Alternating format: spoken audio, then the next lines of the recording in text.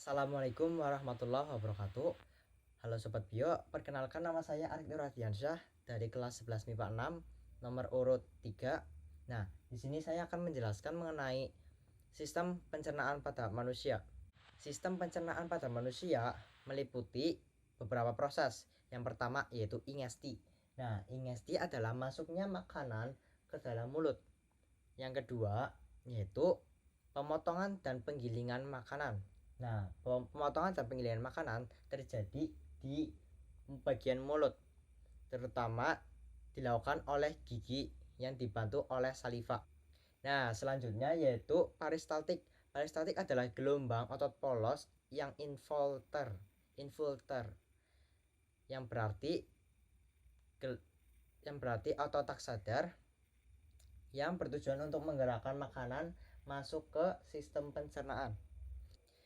Yang selanjutnya yaitu digesti. Digesti adalah hidrolis kimia yang mengurai molekul besar menjadi molekul kecil sehingga dapat diabsorpsi oleh darah. Selanjutnya yaitu absorpsi. Absorpsi adalah pergerakan produk akhir makanan dari limen saluran pencernaan menuju saluran sirkulasi darah dan limfa. Nah, yang terakhir yaitu defekasi. Defekasi adalah eliminasi zat-zat sisa melalui dalam bentuk feses melalui saluran pencernaan ke luar tubuh. Nah, dalam sistem pencernaan manusia terdiri atas beberapa bagian. Yang pertama yaitu mulut. Di dalam mulut terdapat lidah, selanjutnya bergerak ke faring, selanjutnya ke esofagus atau kerongkongan, selanjutnya ke lambung. Nah, di sini terdapat pankreas, kantung empedu dan hati. Dari lambung bergerak ke usus halus, selanjutnya ke usus besar dan berakhir di anus. Kita bahas pertama yaitu mulut. Di dalam mulut terjadi pencernaan secara mekanis yang dilakukan oleh gigi dan pencernaan kimiawi yang dilakukan oleh enzim amilase yang mengubah amilum menjadi maltosa. Nah, di dalam mulut terdapat bagian-bagian mulut. Yang pertama yaitu bibir. Bibir berfungsi untuk menerima makanan dan membantu menghasilkan suara. Selanjutnya yaitu ada gigi. Nah, gigi berfungsi untuk menggigit, mengunyah, merobek makanan. Selain itu, gigi juga berfungsi untuk membantu kita saat berbicara. Selain itu juga bisa untuk menambah estetika wajah. Nah, selanjutnya yaitu struktur gigi. Gigi memiliki tiga struktur. Yang pertama yaitu mahkota gigi, selanjutnya badan gigi, selanjutnya akar gigi. Nah, secara anatomi gigi terbagi menjadi 4 lapisan. Yang pertama yaitu email. Email berarti permukaan luar gigi yang berwarna putih. Nah, yang kedua yaitu ada dentin. Dentin itu lapisan di bawah email yang berwarna kekuningan. Selanjutnya ada sementum. Sementum adalah bagian pelindung akar, bagian pada permukaan akar. Nah, selanjutnya adalah pulpa. Pulpa adalah bagian rongga gigi yang terdapat serabut saraf dan pembuluh darah. Nah, berdasarkan bentuknya, gigi terbagi menjadi 4 macam. Yang pertama yaitu gigi seri. Gigi seri terletak di bagian depan yang berfungsi untuk memotong makanan. Yang kedua yaitu gigi taring. Gigi taring berfungsi untuk merobek makanan. Yang ketiga yaitu gigi geraham. Gigi geraham depan. Gigi geraham depan berfungsi untuk mengunyah makanan dan gigi geraham belakang berfungsi untuk mengunyah makanan. Nah, secara berdasarkan susunannya, gigi manusia terbagi menjadi 2. Yang pertama yaitu gigi primer, yang kedua gigi sekunder. Gigi primer tumbuh ketika seseorang berusia sekitar 6 sampai 26 bulan. Jumlah gigi primer sekitar 20 buah. Sedangkan gigi sekundер tumbuh pada usia sekitar 6 tahun dan berjumlah total 32 buah. Untuk lidah. Lidah berfungsi untuk mengatur makanan ketika kita makan dan membantu menelan makanan serta mengecap rasa. Selain itu, lidah juga membantu dalam menghasilkan suara. Pada permukaan dorsal lidah terdapat papila-papila lidah yang bertekstur kasar. Papila fungiformis dan circumvallata memiliki kuncup-kuncup pengecap rasa. Nah, selanjutnya yaitu kelenjar saliva. Di dalam mulut terdapat 3 kelenjar saliva. Yang pertama yaitu parotid, yang kedua sublingual, yang ketiga yaitu submandibula. Kemudian saliva memiliki beberapa fungsi. Di antaranya yaitu pertama melarutkan makanan, yang kedua melembabkan dan menstimulasi agar makanan mudah ditelan, yang ketiga yaitu mengurai amilum, yang keempat yaitu membuang asam urea, virus, logam, dan obat-obatan yang tidak terlarut. Selanjutnya yaitu membersihkan longga mulut dan mencegah mulut dari kerusakan. Nah, selanjutnya yaitu komposisi saliva terbagi menjadi 2, yaitu saliva serosa dan saliva mukus. Yang pertama yaitu saliva serosa yang mengandung 98% air, enzim amilase dan ion. Kemudian yang kedua yaitu saliva mukus yang mengandung ion dan air, tetapi saliva mukus lebih kental dari saliva serosa. Selanjutnya yaitu kita bergerak ke faring. Nah, faring berbentuk seperti tabung yang berfungsi untuk menghubungkan antara rongga telinga tengah, rongga hidung, dan esofagus. Nah, kan tadi makanan lewat dari mulut ke faring kemudian ke esofagus. Esofagus berfungsi untuk mengarahkan makanan ke dalam sistem pencernaan selanjutnya dengan pergerakan peristaltik. Mukosa esofagus menghasilkan mukus yang berfungsi untuk melumasi dan melindungi esofagus atau faring, tetapi tidak menghasilkan enzim pencernaan, yaitu lambung. Lambung adalah salah satu sistem pencernaan manusia yang berbentuk seperti huruf C.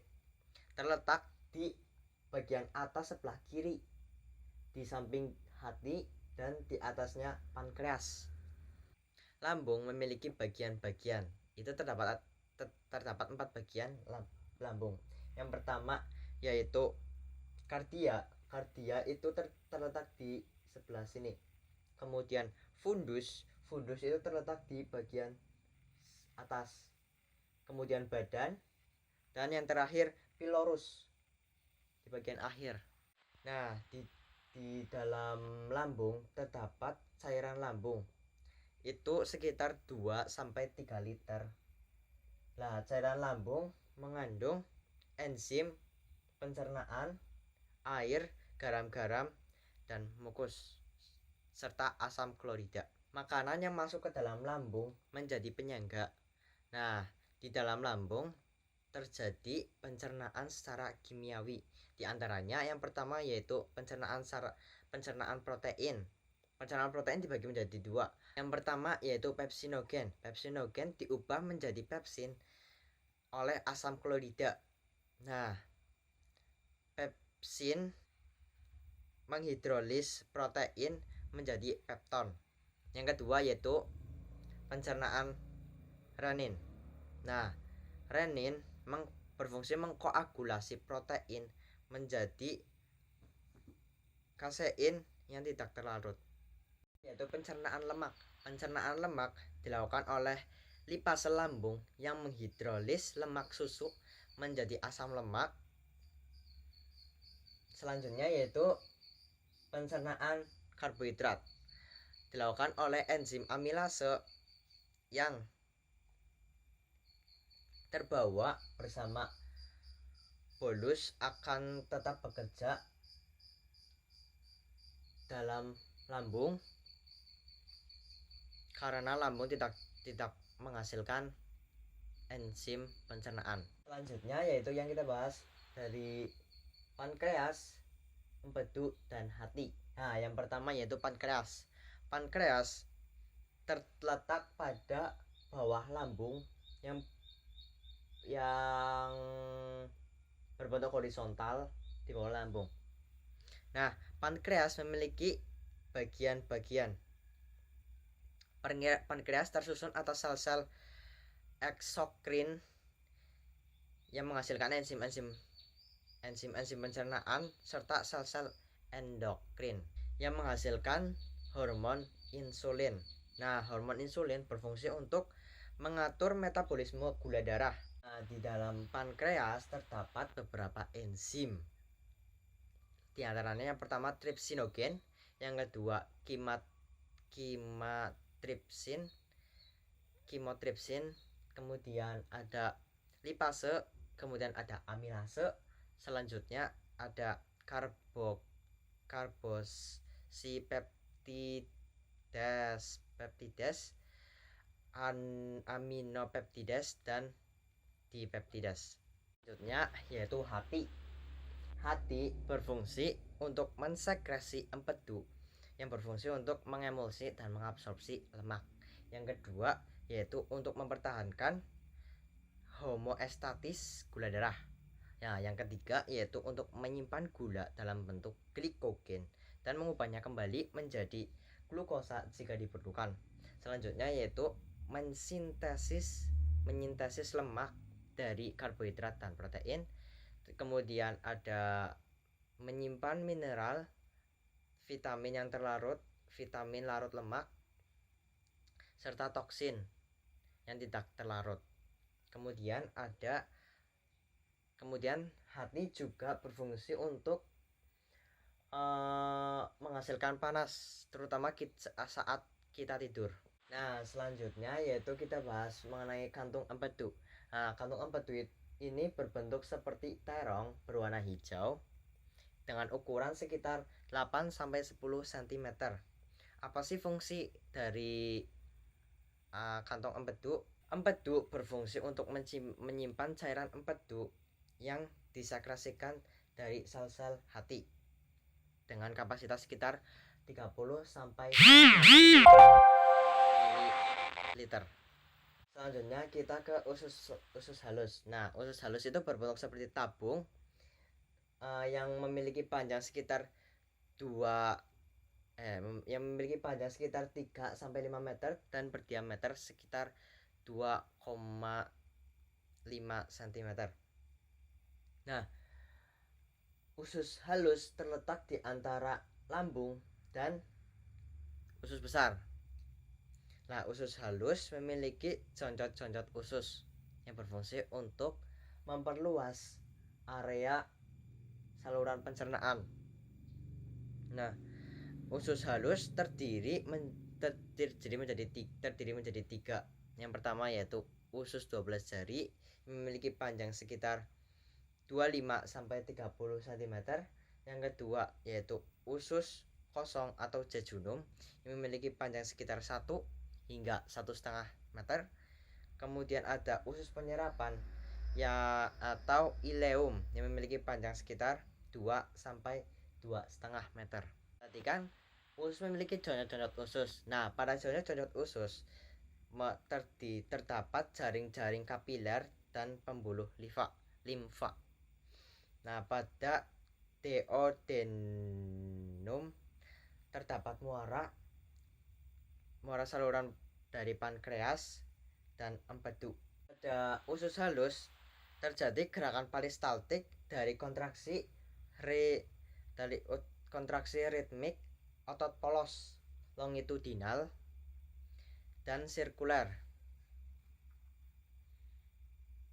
yang menggerakkan kimus. Selanjutnya yaitu usus besar. Usus besar tidak memiliki jonjot-jonjot usus, tetapi usus besar memiliki daya regang yang cukup yang berfungsi untuk mencerna makanan secara kimiawi dengan enzim-enzim yang berasal dari kelenjar usus, pankreas, dan empedu. Nah, usus besar memiliki bagian-bagian tertentu. Yang pertama yaitu sekum. Sekum adalah merupakan kantong tertutup memiliki appendix.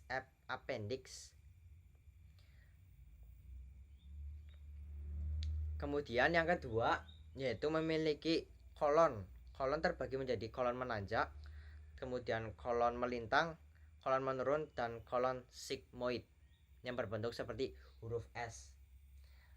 Kemudian memiliki rektum. Rektum memiliki panjang sekitar 12 sampai 13 cm.